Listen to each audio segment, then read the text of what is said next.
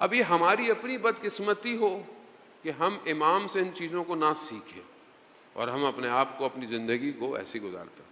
اب بہرحال سوال ہے، ہم اپنے آپ سے کریں، میں اپنے آپ سے کرتا ہوں، آپ اپنے آپ سے کریں سوال کہ میری 24 گھنٹے کی زندگی جو ڈیلی کی ہے، اس میں کتنا امام میرے ساتھ ہے؟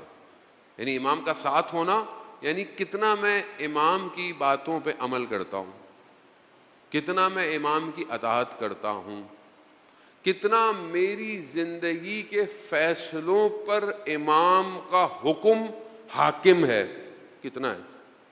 اس کو اپنے آپ سے سوال کرو، خود ہی پتہ چل جائے گا کہ امام میرے پاس کتنا ہے، میں امام کی کتنی سن رہا ہوں، میں اپنی زندگی کے فیصلوں میں امام سے گائیڈنس لے رہا ہوں، میں اپنی زندگی کو آگے بڑھانے میں امام سے کچھ لے رہا ہوں۔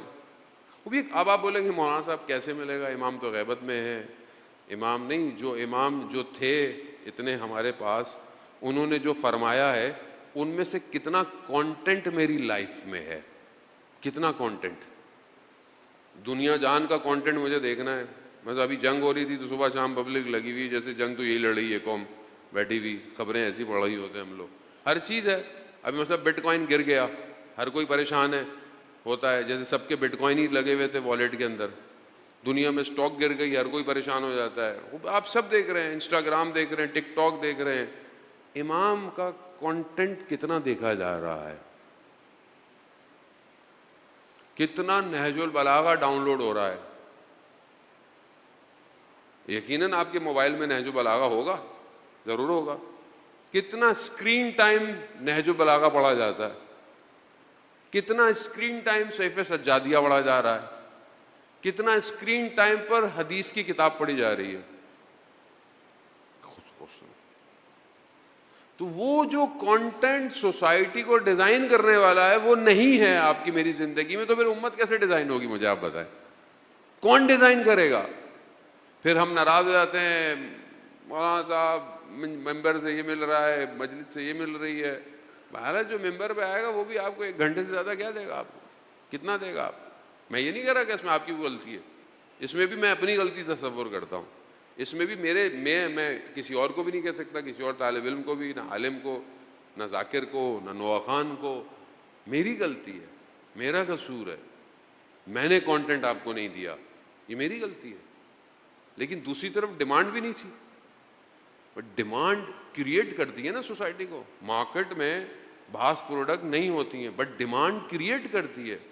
اب گرمی ہے مثلا، تو یہاں پر کوئی چیز ٹھنڈی کرنے کی ڈیمانڈ کریٹ ہو گئی، تو ہو سکتا ہے پنکھے لگ جائیں، اے سی لگ جائے، ٹھنڈا پانی آ جائے، مارکیٹ ہے نا، ڈیمانڈ ہے۔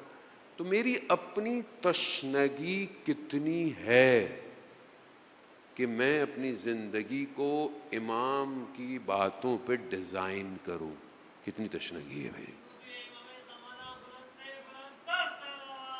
اللہ صلی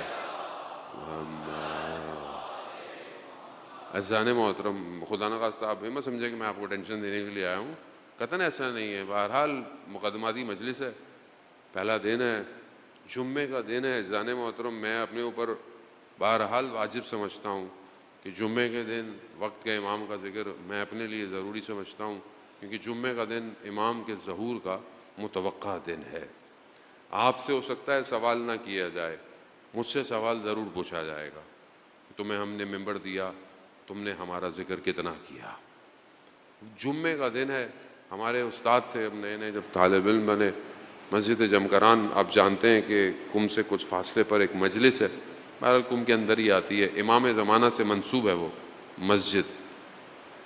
وہ وہاں پہ ڈیوٹی دیتے تھے، تو انہوں نے ہمیں بتایا کہ ہم ایک لڑکے کو میں نے دیکھا ایک دن کہ کچھ اس کی کیفیت ڈفرینٹ سی تھی، تو میں نے اسے روکا کہ تمہاری ایسی حالت کیوں ہوئی ہے؟ تو اس نے کہا کہ میری امام سے ملاقات ہوئی ہے۔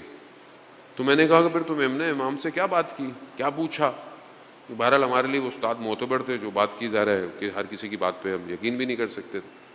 تو انہوں نے کہا کہ اس جوان نے کہ میں نے امام سے یہی سوال کیا کہ مولا یہاں مسجد میں اتنے سارے لوگ ہیں، آپ کو تو 313 چاہیے، تو آپ آ کیوں نہیں جاتے؟